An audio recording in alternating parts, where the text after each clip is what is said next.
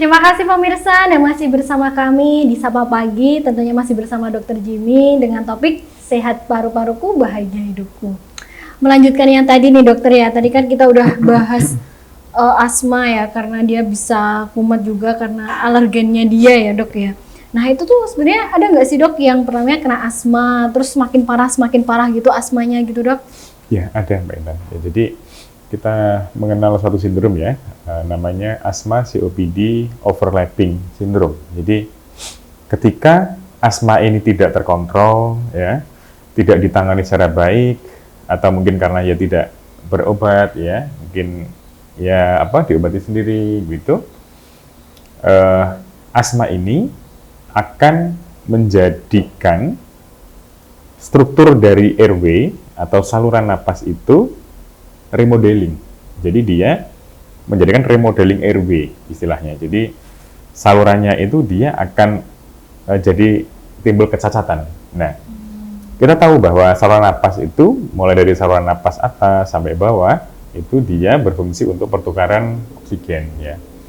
Apabila terjadi remodeling airway yang dia sifatnya itu irreversible ya, atau dia tidak bisa kembali seperti semula, itulah yang akan menjadi momok utama untuk asma ini menjadi derajat yang berat ataupun sudah menjadi ACOS itu tadi begitu. Jadi keluhannya itu mungkin akan semakin berat dan sudah ada perubahan dari anatomi saluran napas itu Mbak.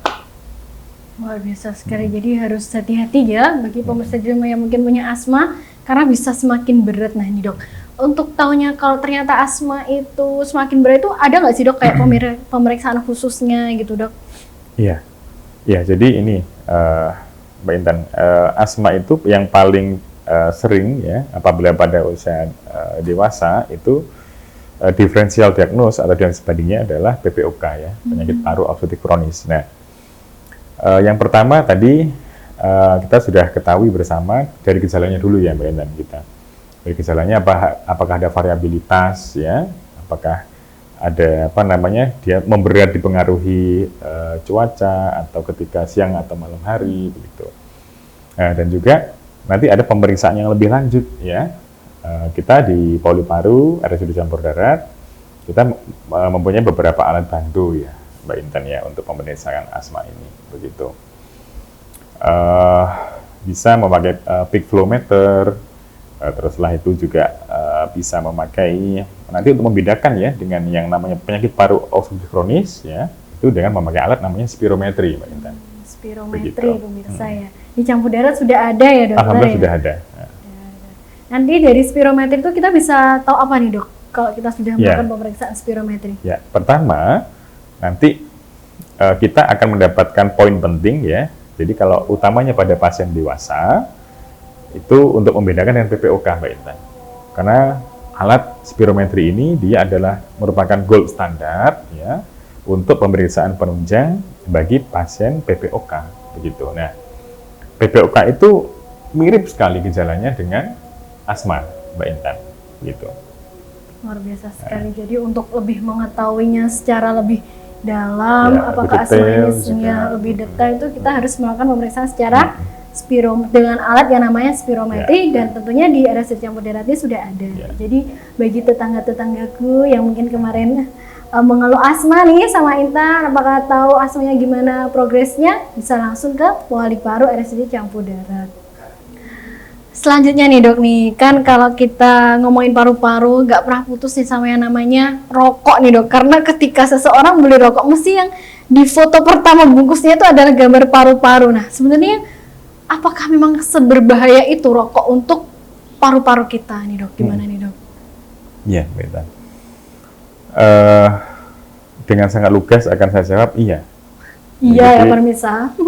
Iya jadi rokok itu dia akan menyebabkan suatu gangguan di saluran napas ya, mulai dari kerusakan dari yang pertama dinding mukosa dari hidung ya sampai turun ya ke kerongkongan sampai dia ke saluran paru yang paling bawah, Mbak Intan. Nah, apabila sudah terjadi kelainan anatomis, ya, kerusakan dari dinding-dinding saluran pernapasan, ya, akibat rokok tadi, kalau khusus di paru, ya, sebenarnya kan penyakit akibat rokok di luar paru kan banyak juga sebenarnya, Mbak Intan. Tapi kalau khusus di paru, nanti kalau sudah itu terjadi, nanti lama-kelamaan juga akan berkembang ke arah malignansi, ya, atau kanker paru. Itu sangat bisa, sangat mungkin, dan yang saya temui di praktekan, ya banyak begitu, Mbak Intan. Sekarang angka kejadian dari kanker paru itu meningkat, Mbak Intan, begitu. Yang berawal dari rokok itu tadi, iya, ya? Betul. Berarti apakah rata-rata semua orang kanker paru itu dia merokok juga, Dok? Jawabannya atau tidak? Rata-rata untuk yang laki-laki iya, kebetulan. Dan untuk kanker paru, ya, khusus kanker paru itu yang dia penyebab dari perokok berat, ya, itu ada salah satu jenis kanker paru itu yang dia itu progresivitas atau keburukan dari penyakitnya itu sangat cepat. Itu dari kebiasaan merokok itu ada. Itu biasanya disebutkan bahwa yang jenis small cell lung carcinoma, Mbak Intan. Jadi kalau kanker paru kan banyak sebenarnya, ya. Ada adenokarsinoma segala macam. Tapi yang paling cepat, yang paling mematikan itu adalah small cell lung carcinoma. Ya, itu hampir sebagian besar, ya, memang sebagian besar itu dari akibat rokok tadi, Mbak Intan. Rokok berat biasanya. Jadi sebenarnya ngeri sekali, ya, ngeri banget loh pemirsa, ya, kalau kita terus merokok, apalagi sampai merokok berat berhari-hari, banyak bertahun-tahun, ya, dan sekali sehari langsung beberapa batang. Nah, ini, Dok, tapi sekarang itu lagi musim nih, Dok. Oke lah, aku nggak ngerokok nih, aku nggak ngerokok batang nih, tapi aku pakai vape. Mungkin orang-orang ada yang bilang apa ya, vapor gitu ya, Dok. Mungkin ada yang bilang. Nah, itu apakah lebih aman nih sebenarnya nih? Iya, Mbak Intan. Anak muda sekarang, ya, itu banyak pengguna vape, ya. Baik, saya lihat, ya, di keseharian itu ada laki-laki, perempuan, ya, remaja itu banyak sekali sekarang vape. Memang, ya, menurut beberapa studi, ya, penelitian,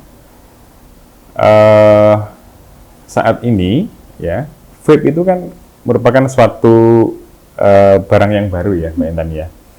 Kalau tidak salah sekitar 2011-an, ya. Maka dari itu sebenarnya penelitian tentang vape ini masih juga belum terlalu banyak sebenarnya. Cuma itu saya baca di jurnal di USA, ya, di Amerika, itu disebutkan bahwa ada kejadian adanya infeksi paru berat, itu yang disebabkan oleh vape, begitu. Jadi jawabannya adalah vape itu dia juga tidak aman sebenarnya untuk paru, ya, karena dia juga mengandung bahan-bahan yang pengiritasi, ya, dan juga ada yang bersifat karsinogenik, ya. Cuma memang fokusnya di pertanyaan Mbak Intan tadi, apakah lebih aman dibandingkan dengan rokok konvensional, ya. Saya tidak akan menjawab itu dengan lugas, ya, karena ini saya sekali lagi, ini penelitiannya belum begitu banyak tentang vape karena masih barang baru. Cuma memang ada satu zat, ya, yang tidak bisa ditemukan dari rokok konvensional di vape, ya. Salah satunya adalah karbon monoksida, CO, ya. CO itu karena dia kan bahan produk dari pembakaran, ya. Produk dari pembakaran adalah salah satunya adalah karbon monoksida. Yaitu tentunya tidak ditemukan di vape, ya. Vape itu dia kan uap sebenarnya. Dia kan ada alat pemanas di situ, ada liquid, ada cairan, dan dia uap begitu. Ya, ada satu itu yang tidak ditemukan di di vape. Ya, apakah lebih aman? Ya. Apakah lebih aman? Ya, tidak juga, karena ada laporan kasus itu tadi, ya, ada infeksi cedera paru berat gitu akibat itu tadi, begitu. Luar biasa sekali. Jadi sebaiknya ya jangan merokok, ya jangan vape juga, gitu. Jadi dua-duanya sebaiknya dihindarin, pemirsa, ya. Iya. Tapi kadang-kadang memang kalau orang yang sudah setiap hari dengan habitnya seperti itu mungkin berat ya dok ya. Mungkin dari dokter paru sendiri tuh ada langkah-langkah mujarab gak sih dok biar oke, aku mau stop rokok sekarang, nanti gak beli lagi gitu. Yang paling mujarab nih dok. Iya, sebenarnya begini Mbak Intan.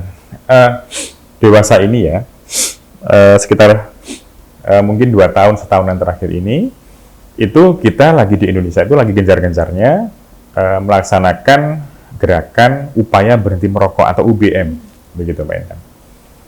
UBM itu biasanya ya nanti diinisiasi di suatu unit sebuah rumah sakit ya, biasanya yang sekarang ini yang sudah mulai ada ya pelayanan itu.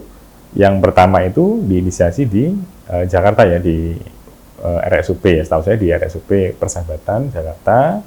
Terus setelah itu dari Kementerian Kesehatan saat ini sudah masuk ke di luar Jakarta ya, di beberapa puskesmas, bahkan ada di rumah sakit ya, itu ada poli UBM begitu.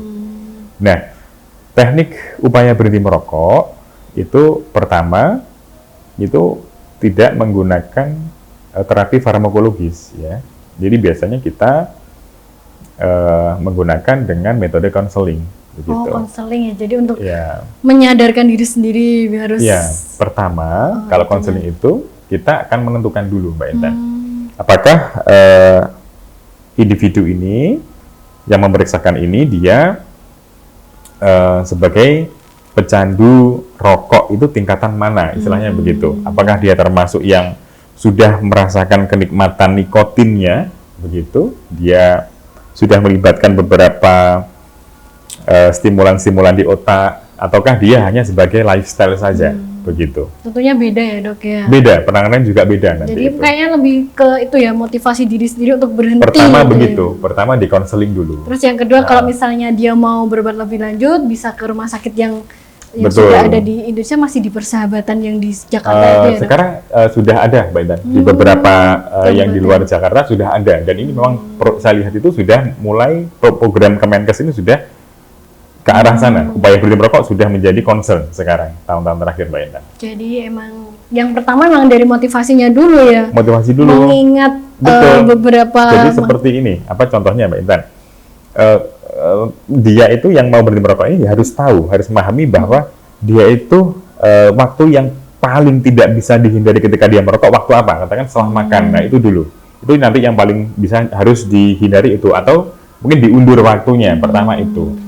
Berikutnya nanti bisa terapi farmakologis ya, seperti penggunaan nikotin replacement terapi, atau pakai ada obatnya namanya bupropion atau varenicline begitu. Tapi itu saat ini masih agak sulit di Indonesia obat-obatan itu. Jadi memang masih jarang. Jadi yang pertama yaitu motivasi, terus mengundur atau menunda gitu ya. Jadwal rokoknya itu, waktu merokoknya.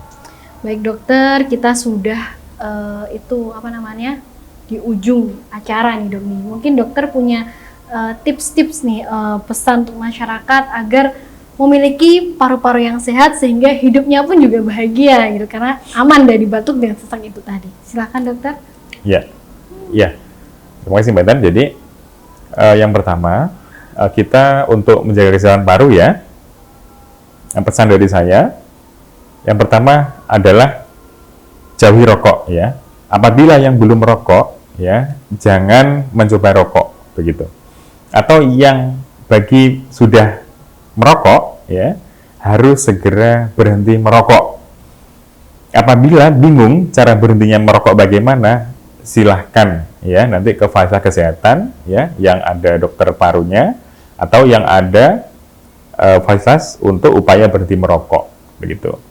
Dan juga makan makanan yang bergizi dan sehat ya, cukup kebutuhan proteinnya, mineralnya, dan lain-lain yang sehat yang dimasukkan ke tubuh kita, karena tubuh kita ini adalah aset kita yang nanti sampai semoga bisa sampai usia tua gitu ya. Dan juga tentunya rutin berolahraga ya.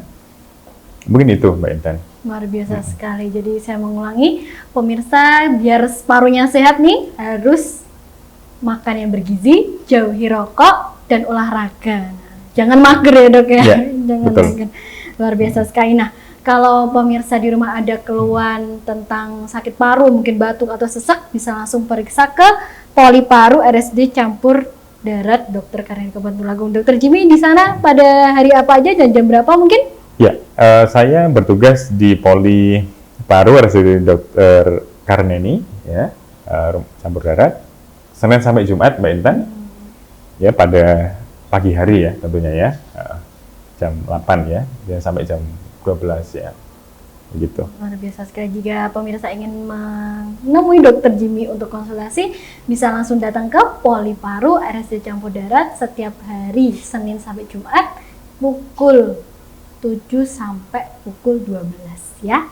Nah pemirsa, sampailah kita di akhir acara. Pemirsa jangan lupa untuk terus mengikuti akun sosial media RSUD Campur Darat di TikTok, di Instagram dengan tag @RSUD Campur Darat.